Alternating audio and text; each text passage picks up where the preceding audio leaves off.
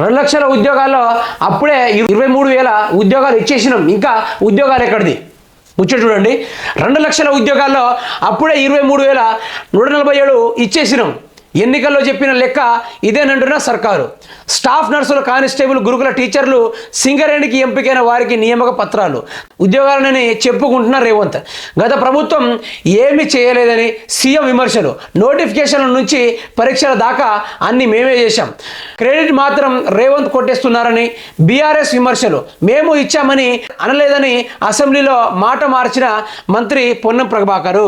ఇక జాబులు ఇచ్చేసిల్లట. 23,147 ఉద్యోగాలు అయితే భర్తీ చేసేసిల్లట. ఇంకా కొన్ని జాబులు మాత్రమే ఉన్నాయి. ఏదో ఒక దాంట్లో ఇరికి చేసి ఇచ్చేసినామని చెప్తారు.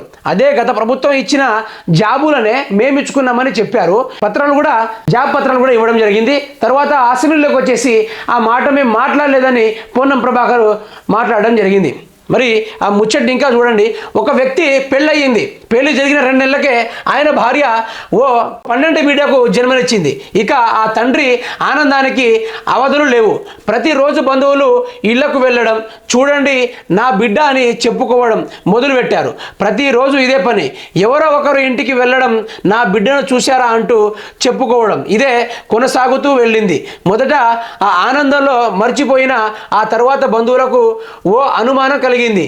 పెళ్ళై 2 నెలలే అయ్యింది, అప్పుడే బిడ్డ ఎలా పుట్టింది అని. అచ్చంగా కాంగ్రెస్ సర్కారు తీరు కూడా ఇలాగే ఉందని ప్రతిపక్ష బీఆర్ఎస్ పార్టీ ఆరోపిస్తుంది. మందికి పుట్టిన బిడ్డను మా బిడ్డ అని కాంగ్రెస్ గుద్దుకుంటుందని మండిపడుతుంది. అంతేనా కదా? గత ప్రభుత్వం ఇచ్చిన జాబుల్ని మేము ఇచ్చినామని ఆడికే 2 లక్షల నుంచి 23,147 జాబులను అయితే మైనస్ చేసేసిళ్ళు. ఇంకా మిగతా ఇస్తారని ఏం నమ్మకము? ప్రభుత్వం కొలువు తీరిన 69 రోజుల్లోనే ఇచ్చిన ఉద్యోగాల సంఖ్య 23,147. ఇంకా 69 రోజుల్లోనే 23 ఉద్యోగాలు ఇచ్చేసినాం అని ఒక గొప్ప పోస్టర్ కూడా రిలీజ్ చేయడం జరిగింది. నర్సింగ్ ఆఫీసర్స్ 6,956 పోస్టులు, సింగరేణి 441 పోస్టులు, కానిస్టేబుల్ 15,750 పోస్టులు మేమంతా ఇచ్చేసినాం. కేసీఆర్కి ఇవన్నీ ఇయ్యలేదని చెప్పిండు. మరి ఇవన్నీ కేసీఆర్ ప్రభుత్వం హయాంలో ఉన్నప్పుడు అవి శాంక్షన్ చేసి వెళ్ళిపోయాడు, రిక్రూట్ చేసి వెళ్ళిపోయాడు. జస్ట్ వాళ్ళని ఉద్యోగాల్లోనే రాణించాలి అదొక్కటే ఉంది కదా. అది కూడా ఆయన పత్రాలు అందించాడు, ఆయన ఖజానానే వేసుకున్నాడు. ఈ ముచ్చట రాష్ట్రంలో ఉద్యోగాల భర్తీకి సంబంధించిన ఆసక్తికరమైన చర్చ నడుస్తుంది. ఎన్నికల సమయంలో కాంగ్రెస్ పార్టీ నిరుద్యోగులకు భారీ హామీలు ఇచ్చింది. 2 లక్షల ఉద్యోగాలు భర్తీ చేస్తామని చెప్పింది. జాబ్ క్యాలెండర్ కూడా విడుదల చేసింది. జాబ్ క్యాలెండర్ ప్రకారం ఇప్పటి వరకు నోటిఫికేషన్లు మాత్రం రాలేదు. సర్కారు మాత్రం తాము 23,147 ఉద్యోగాలు ఇచ్చేశామని చెప్పుకుంటుంది. తాము 2 లక్షల ఉద్యోగాలు ఇస్తామని చెప్పామని, అందులో 23,000 ఉద్యోగాలే ఇచ్చేశామని బహుటంగా ప్రకటించుకుంటుంది.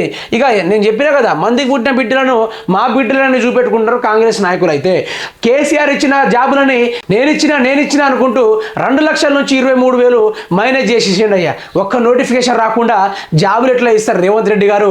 ఇక తెలంగాణ ప్రజల యొక్క చెవుల పువ్వులు పెడదామని చూస్తున్నారా? మీరే అర్థం చేసుకోండి ప్రజలారా. ఇక్కడ ఫ్యాక్ట్ ఏందో అర్థం కావాలి. అంతేనా కదా? కేసీఆర్ ఇచ్చిందని నేనిచ్చిన అని చెప్పుడు అది ఎంత వాస్తవానికి కరెక్ట్ కాదు కదా. తెలంగాణ ప్రజలు ఈయన వచ్చి ఏదో చేస్తాడని విద్యార్థులు ఏకమై ఏలే కూర్చుని కూల్చేసి ఈరోజు రేవంత్ రెడ్డికి అధికారం ఇస్తే ఆ 2 లక్షల జాబులు ఇస్తానని చెప్పినప్పటికీ ఆ 2 లక్షల నుంచి 23,000 మైనస్ చేసేసి కేసీఆర్ ఇచ్చిన జాబులను నేను ఇచ్చినా అని చెప్పుకుంటూ డప్పులు కొట్టుకొని మరి ఇగో ఈ పోస్టర్ని రిలీజ్ చేసి వదిలిపెట్టడం జరిగింది. ఇట్లాంటి పోస్టర్లు కానీ ఇక చూస్తూ ఉంటే మిగతా పోస్టులు కూడా అవి కనుమరుగైపోతాయి. నాకు తెలిసి అయితే అయిపోతాయంటే చేసేస్తాడు రేవంత్ రెడ్డి, చేసేస్తాడు. కానీ ఇంకా ప్రజలు మేలుకోవాలి. ఇంకా ప్రజలు కాంగ్రెస్ పార్టీ చేస్తున్న దుష్ప్రచారాలను చూసి మేలుకోవాల్సిందిగా నా ఛానల్ తరపున అయితే కోరుకుంటున్నాను.